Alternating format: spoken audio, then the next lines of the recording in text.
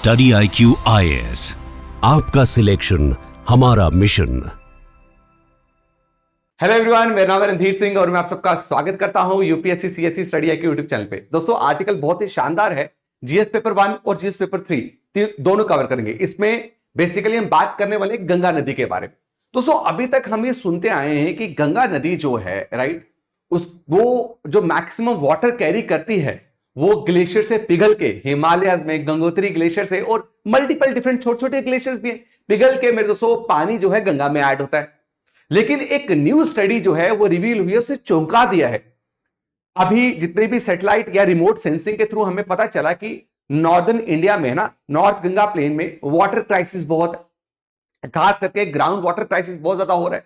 लेकिन वहीं पे जो रिसेंट स्टडी IIT रुड़की ने की है वो कुछ और ही बता रहा है। वो बता रहा है कि किस तरीके से ग्राउंड वाटर बहुत बड़े लेवल पे रोल प्ले करता है गंगा नदी के पानी के वॉल्यूम को बढ़ाने में। तो मतलब जब गंगा नदी हिमालय से एग्जिट लेके नॉर्दर्न प्लेन्स में पहुंचती है यूपी में, तो उसमें 120% इंक्रीज होता है पानी में, ग्लेशियर से आया हो नहीं, ग्राउंड वाटर से।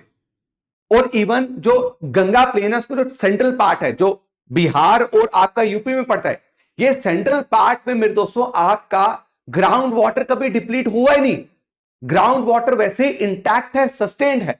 वो आप कैसे पता लगा सकते हो? ड्राई सीजन में भी वहां पे हैंड पंप्स मजे से चलते, और आपको हैंड पंप वहां पे लगाने के लिए आपको डीप पेनिट्रेट नहीं करना है, डीप ड्रिलिंग नहीं करनी है, बहुत शैलो आपको वहां पे भी पानी मिल जाएगा।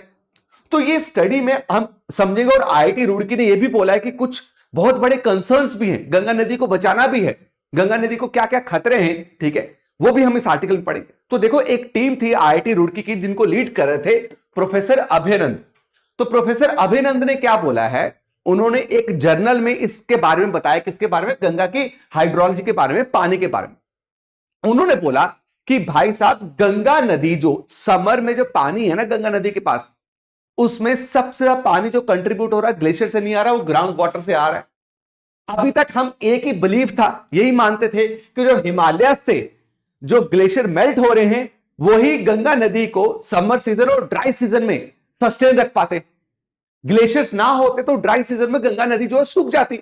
लेकिन अब स्टडी ने रिवील किया है कि ग्राउंड वाटर जो है, खास करके गंगा के जो सेंट्रल प्लेन, मतलब आपका यूपी बिहार, अगर आपको गंगा प्लेन पता हो तो यूपी में फैला हुआ है वो, ठीक है, वो यूपी बिहार और वेस्ट बंगाल में फैला हुआ है। इसका जो सेंट्रल हिस्सा ना, ये वाला हिस्सा, राइट, वहां पे वो सबसे इतना ग्राउंड वाटर वहां पे पड़ा है कि वो सबसे प्राइमरी सोर्स है गंगा के लिए। ड्राई सीजन में या समर सीजन में पानी ज्यादा हो रहा है या ड्राई सीजन में गंगा खत्म नहीं हो रही, तो उसके पीछे का कारण है ग्राउंड वाटर। इवन ये आपको बताया जा सकता है, वहां पे जो हैंड पंप लगे हुए हैं या वहां पे जो कुएं हैं वो बहुत शैलो हैं, वो इतनी डेप्थ में है ही नहीं है। अब मेरे दोस्तों क्या बोल रहे हैं, जैसे ही गंगा हिमालय को एग्जिट करती है, मैं उम्मीद करता हूं आप ये दो नदियां पहचान पा रहे। ये दो नदियां मिलने के बाद ही मेरे दोस्तों आपकी क्या बनती है? क्या बनती है? गंगा बनती है। बताइएगा ये दोनों नदियां कौन सी? ठीक है, जरूर। और ये जिस पॉइंट में मिल रही हैं, राइट, ये जिस पॉइंट में मिल रही है, इस पॉइंट को क्या बोलते हैं? जरूर बताइएगा मुझे। तो क्या बोला, जैसे ही गंगा जो है हिमालय को एग्जिट करती है तो आप देखिए उसका पानी जो है कितना परसेंट बढ़ता है? 120% बढ़ रहा है, only because of ground water. लेकिन उन्होंने कंसर्निंग चीज भी बताई कि 50% से ज्यादा गंगा का पानी जो है वो हम खो देते हैं। कैसे? इवेपोरेशन। समर सीजन के टाइम पे इतनी इवेपोरेशन होती है कि 50% से ज्यादा का पानी जो है गंगा नदी का गायब हो जाता है। अभी तक सैटेलाइट ऑब्जर्वेशन से ही बोल रही थी कि भाई जो इंडिया का ग्राउंड वाटर है वो बहुत बड़े क्राइसिस से जा रहा है, आने वाले टाइम पे बहुत बड़े लेवल पे हमें ग्राउंड वाटर क्राइसिस होगी। लेकिन सरप्राइजिंगली हमारे पास नई स्टडी ये बोल रही है ऐसा कुछ भी नहीं है, ऐसा कुछ भी नहीं है। दूसरी बात आपको समझना है, मैंने जो आपको बोला कि ये IIT रुड़की जो है ये हमें ये बता रहा है कि आपको अभी बहुत इमीडिएट मैनर पे कुछ स्टेप्स लेने पड़ेंगे गंगा नदी को बचाने के लिए।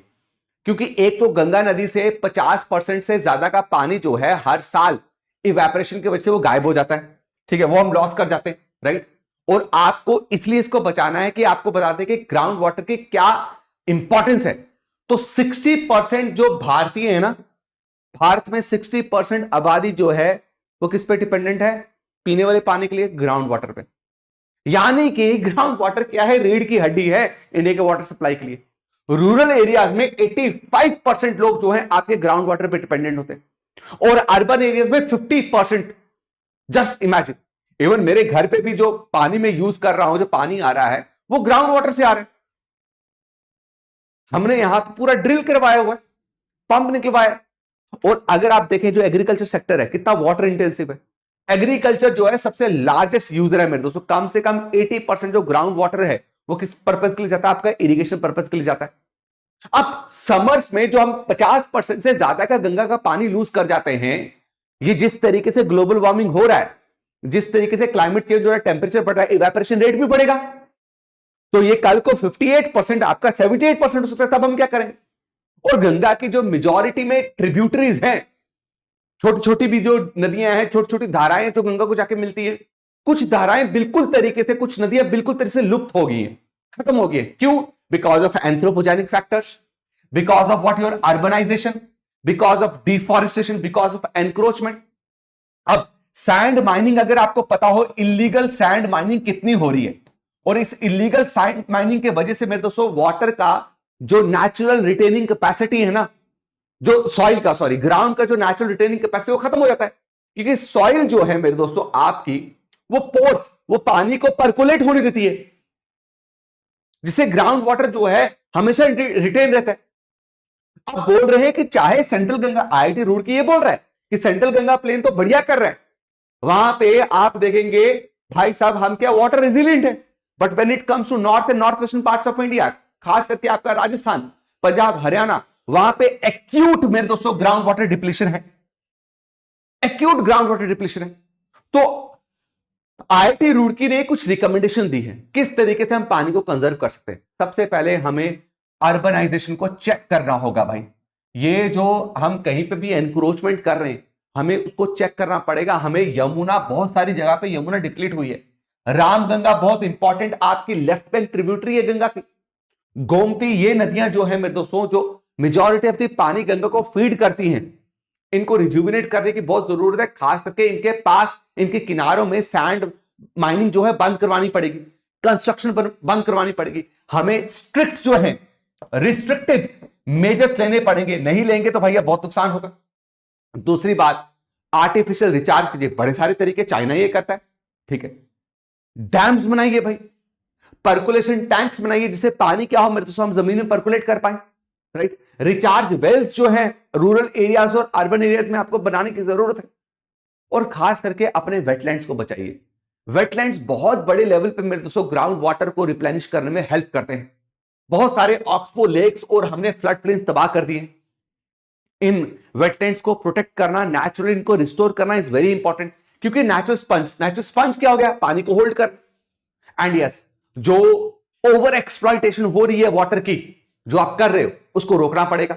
जैसे आप जो है ट्रेडिशनल इरिगेशन सिस्टम से निकल के मेरे दोस्तों आप नॉन कन्वेंशनल इरिगेशन सिस्टम में आए, जो new type of irrigation system है।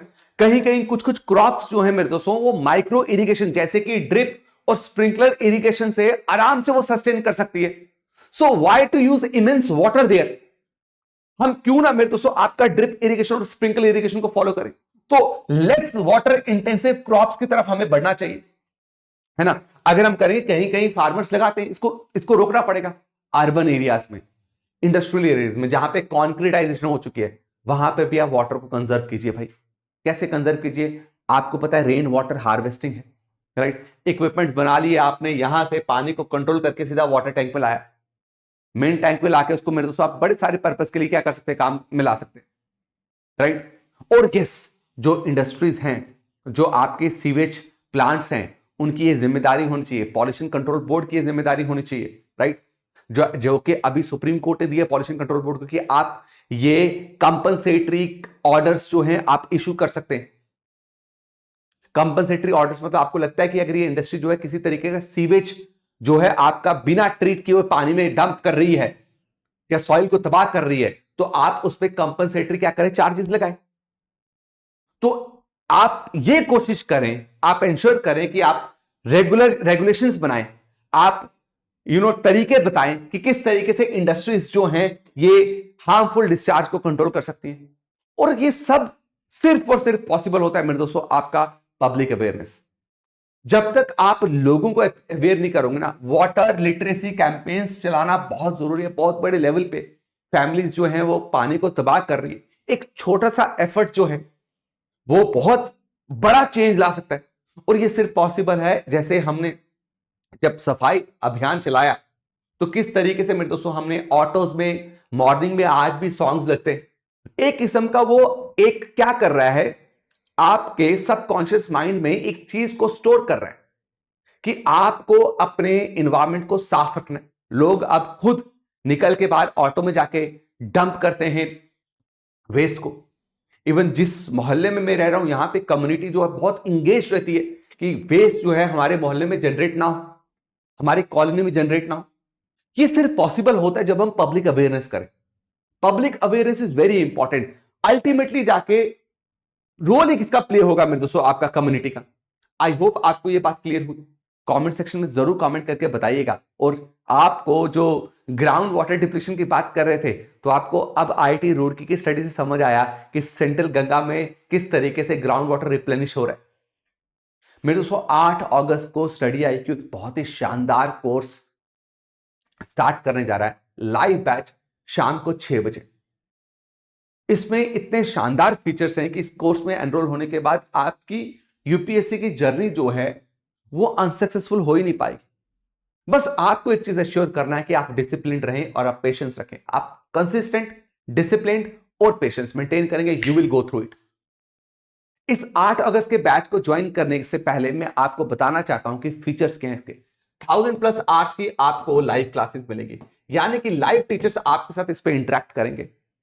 उसके अलावा इस कोर्स में आपके पास अपॉर्चुनिटी है कि ऑनलाइन कोर्स अवेल करके आप ऑफलाइन क्लासेस ज्वाइन कर सकते हैं विदाउट पेइंग एनी रुपी। 1 रुपया आपको पे नहीं करना। कैसे? उसके लिए आपको मेरे दोस्तों प्रीलिम्स रेजिडेंशियल प्रोग्राम है, पीआरपी बोलते हैं। इसके अंदर आपको हमारे वीकली और मंथली टेस्ट में बेहतरीन परफॉर्म करना पड़ेगा। और टॉप परफॉर्मर्स को हम प्रीलिम्स में अपेयर होने से 4-5 महीने पहले जो है स्टडी आईक्यू के ऑफलाइन सेंटर करोल बाग में बुलाएंगे। इवन आपके पीजी के रहने का खर्चा हमारा होगा। और अगर आपने ये क्लियर कर दिया, क्लियर करने का अगर आपने प्रीलिम्स क्लियर कर दिया तो आपकी फुल फी जो आपने पे की होगी रिफंड हो जाएगी। And you will be eligible for again the free residential program, that is mains residential program again in Karol Bagh offline centre. आपको मेंस की तैयारी करवाई जाएगी। मेरे दोस्तों आपको 18+ बुक्स आपके घर पे अवेलेबल होंगी। 1-to-1 मेंटोरशिप आपको प्रोवाइड की जाएगी। इसके लिए what you have to do, आपको स्टडी आईक्यू की वेबसाइट पे जाना है और RDX लाइव कूपन कोड को यूज करना है। RDX लाइव कूपन कोड को यूज करेंगे, you will get maximum discount rate. याद रखिएगा 8 अगस्त को 6 बजे शाम को ये बैच स्टार्ट हो रहा है। Don't forget to enroll in it. RDX live coupon code मत भूलिएगा। मिलता हूं आपको नेक्स्ट वीडियो में, तब तक के लिए अपना ख्याल रखें। जय हिंद, जय भारत मेरे दोस्तों। स्टडी IQ IAS, आपका सिलेक्शन हमारा मिशन।